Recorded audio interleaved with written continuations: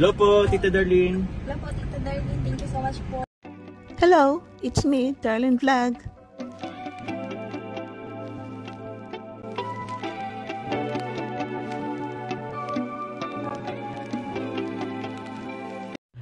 Iwan ko sa inyo mga kalingap kung napapansin nyo. Ako kasi napansin ko, no, ito si Andrea.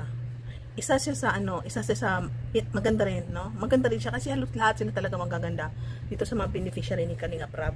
Pero hindi ako sure kung na ba siya na Kalingap Angel. Parang nabanggit din, no, na pwede rin sa Kalingap Angel. Black Beauty si Andrea. Matalino.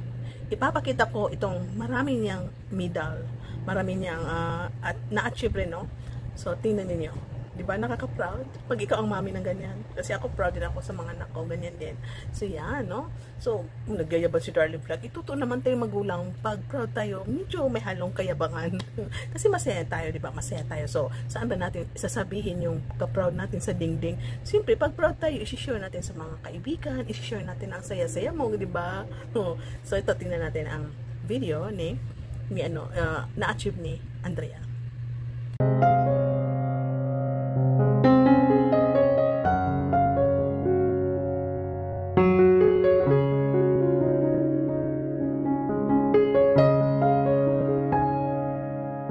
Ayun, 'di ba? Ayun, pinunta nila ayan para bisitahin. Pero wala si Andrea dahil nasa school daw at ang mama lang na naiwan. At yun mahirap pala doon pag bumagyo kasi ito si Andrea is minsan hindi nakakauwi dahil grade 12 na siya. Grade 12 na siya at sa diet nag-aaral. So ito mga kalingap, no, masamang balita kasi ito daw si Andrea is may pinagbabantaan yun. Sinundo nila Ayan doon sa diet para siyempre tanungin ano ba nangyari at ito ang nangyari. Kanina galing kami kala mama mo and may nasabi siya sa amin na itong mga nakaraan nga daw parang nagkaroon ka ng takot dahil may nagchat-chat daw sa'yo. May mga, hindi lang daw isa and madami daw. So nabagit daw ito kay Ate Grace mo and ano yun? Ano nangyari doon? Nagbanta siya? Bakit siya nagbanta sa'yo? Sisiraan lang niya daw niya. Bakit? Bakit daw niya ikaw sisiraan? Ano yung unang chat niya sa'yo?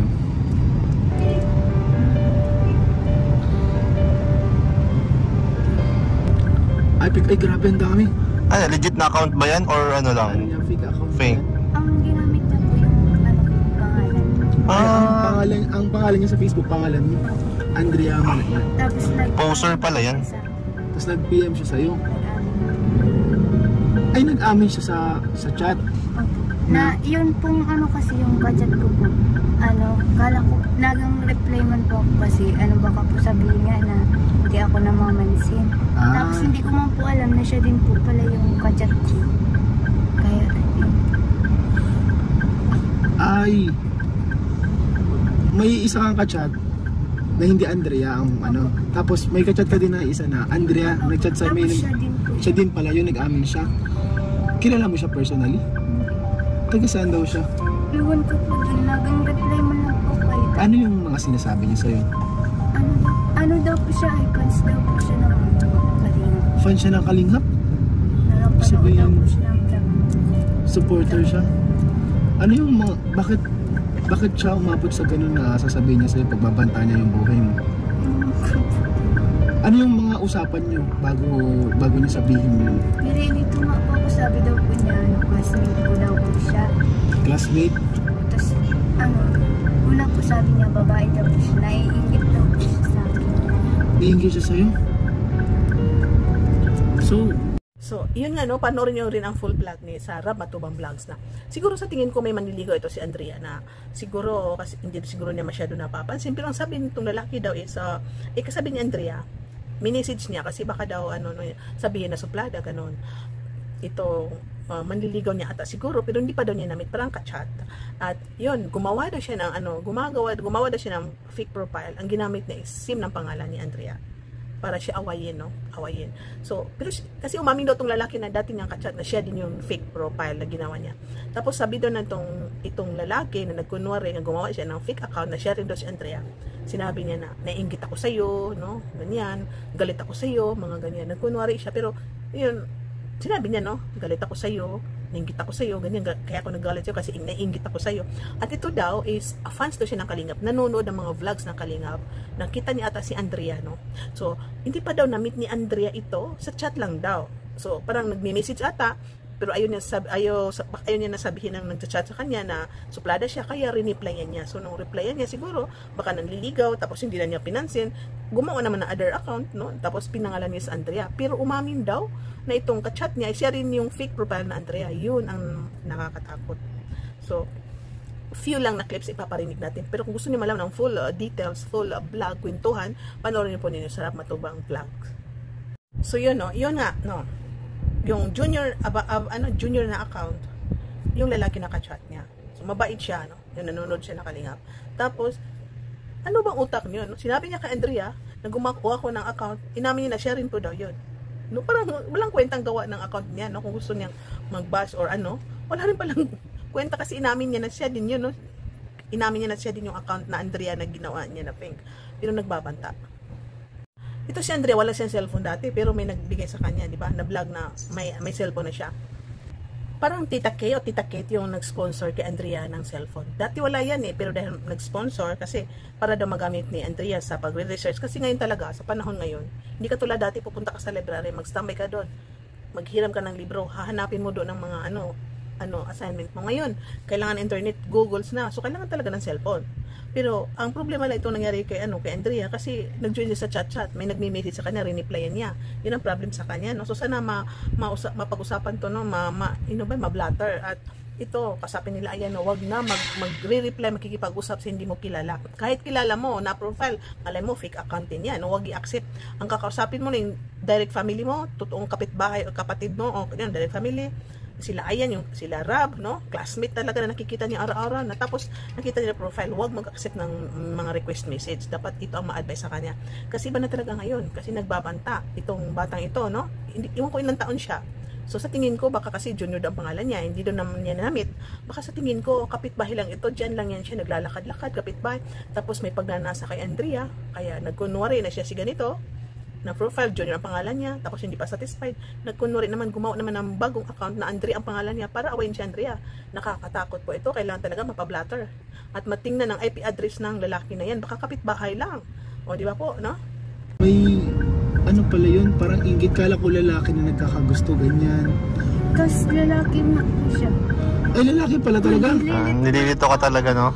Sinasadya niya para hindi mo talaga malaman yung identity. Hindi mo talaga malaman yung identity niya. So, patingin ako na ibang. Okay lang, tingnan ko yung ibang mga chat. Ano yung simula dito?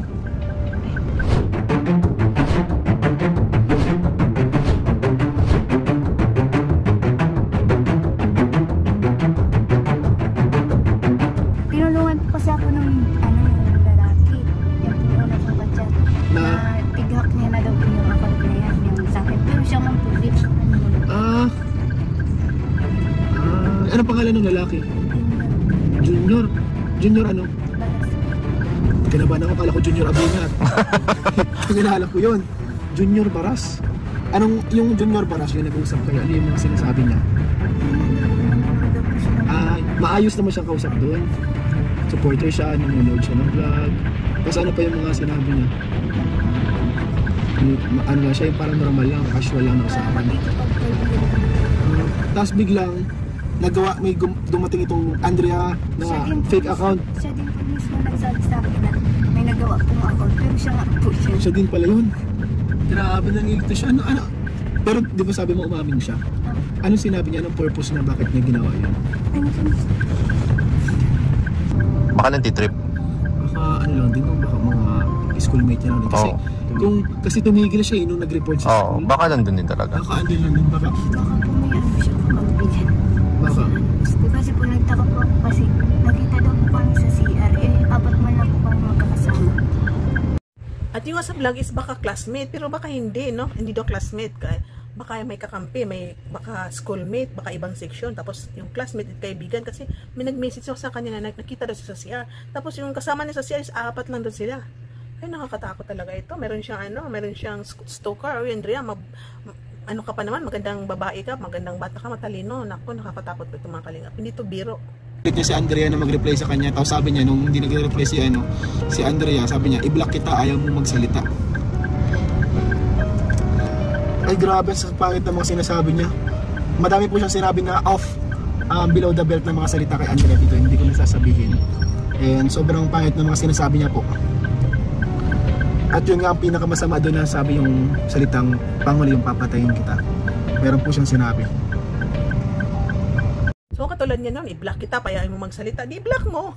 I-block mo kila. O si Andrea mag-block sa kanya pero gagawa pa rin niya ng account.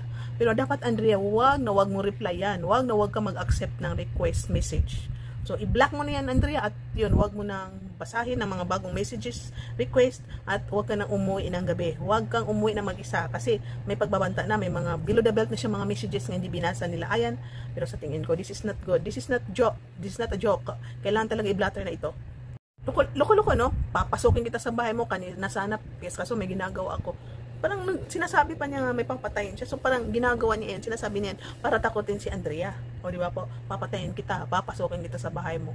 So, yan, nagdadalang isip tayo, baka kapitbahay. No, matandang guranga, may pagnanasa, o baka binata na may pagnanasa, or classmate, o baka nagkunwari siya ng classmate, pero talagang kapitbahay lang. Kasi normal naman talaga papasok ka sa CR, o buti kong on that time, kasi Andrea, andito ako sa likod mo, lumingon ka, wala ako sa likod mo, pero alam ko nasa CR ka ngayon. Magtataka ka talaga, baka classmate ko, ba't niya alam? Pero nakita kita sa CR kanina, madali lang kasi normal talaga na magsi-CR ka sa araw ng school mo, no? Di ba? Gumagawa ng kwento. Oy, nako. Ngayon, naapekto ng bata, parang napaparanoid, ayaw makatulog, natatakot, biglang iiyak, kasi naiisip niya yung pagbabanta, siyempre matutulog, baka biglang pumasok, no? So, naapektuhan ang bata sa brain, kasi yun nga, nakakatakot nga po yan. Kahit biro lang yan, sabihin nga po, papasokin kita, pero tao lang tayo, may takot tayo, baka mamaya tutuhanin, pero walang magnanakaw na sasabihin sa'yo, mamaya akit ako sa bahay mo, magnanakaw ako ha, kung may gagawin niya na masama, hindi niya yan sasabihin, kung may gagawin siya na masama, papagplanuhan yan, baka ilang buwan, anong araw ba, na makachance siya, pero hindi talaga totoo yan na, mamayang gabi, akit kita, pero wag magtiwala, Andrea, sabihin mo sa mama mo, kasi hindi yan maganda, baka hindi natin alam, harangan ka sa daan o talagang pasukin ka, bahay mo pa naman hindi ka safety dyan. Susunod kapag may ganyan ka mga problema, pwede din sabihin sa amin. So ano ang naramdaman niya nung mga panahon nangyayari sa'yo? Hindi po ako makatulog, tapos talagang iyak po. Hindi ka makatulog? Bakit natatakot ka na parang, alam mo yung parang napaparanoid na baka biglang may tao dyan? Ako sa akin, suggestion ko dito, siguro, kasi hindi talaga safety ang bahay nila dyan. Sa ngayon, hindi pa yung mapabahayan ni Rob kasi alam po natin na wala siyang masyadong malaking budget. Ang walang mga bahay na wala siyang budget, inuuna niya talaga yung walang bahay na really need na sa kanya ang pera, sa kanya ang sponsor na walang sponsors, sa sarili niyang bulsa, sarili niyang budget, ito si Kalingap Rob. So itong bahay ni Andrea, naka-line up yan pero hindi pa yan magagawa kasi naka-line up ang mga angel. Napamadali lang yung bahay ng iba dahil may sponsor at yun na inaabunuhan ni Kalingap Rob. So siguro pwede sila muna lumipat ng ibang bahay na safety kahit maliit na kwarto lamang basta matibay, kahit kasama niyang mama dyan. Kasi dalawa lang sila, puro sila babae. Minsan ito daw mama niya is walang pumapasok sa trabaho. Minsan si Andrea naiiwan yan. Pero ngayon nga, great job na si Andrea, parang dahil pero umuwi siya, nakakatakot.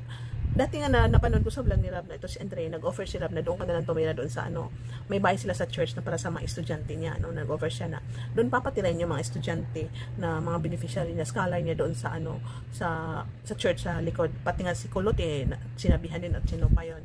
So sa tingin ko pwede na lang muna doon si Andrea, doon na lang siya tumira doon sa church, sa kung saan man.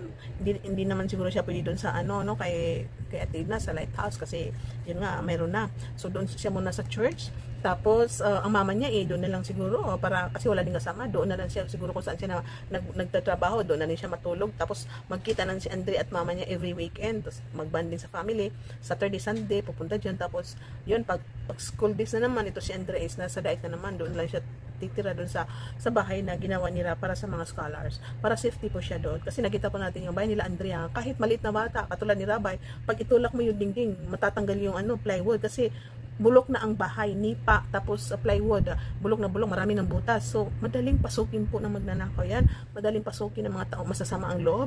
Lalo na na-vlog si Andrea na binibigyan ng malaking pera ng mga beneficiary niya. Tulad, minsan, 20, 10, 5. Itong nakakapanood ng vlog, baka mamaya, hindi natin, ano ba ang dahilan? Bakit niya ginagawa ito? Gusto ba niya ng pera? May pagnanasa ba kay Andrea? Baka dalawa may gusto kay Andrea. Tapos, yun nga, may pagnanasa. Pangalawa, pangatlo is baka pera. So dapat talaga may pablato yan para makita ang IP address o sinong pinaghihinalaan ni Andrea. Para yan, mapag-usapan din sa police station. So sana po, huwag kayong kampante. Walang yung, okay lang kami, huwag po. No? Dapat talaga malaman ng mga pulis yan. At makatira sila sa safety na bahay.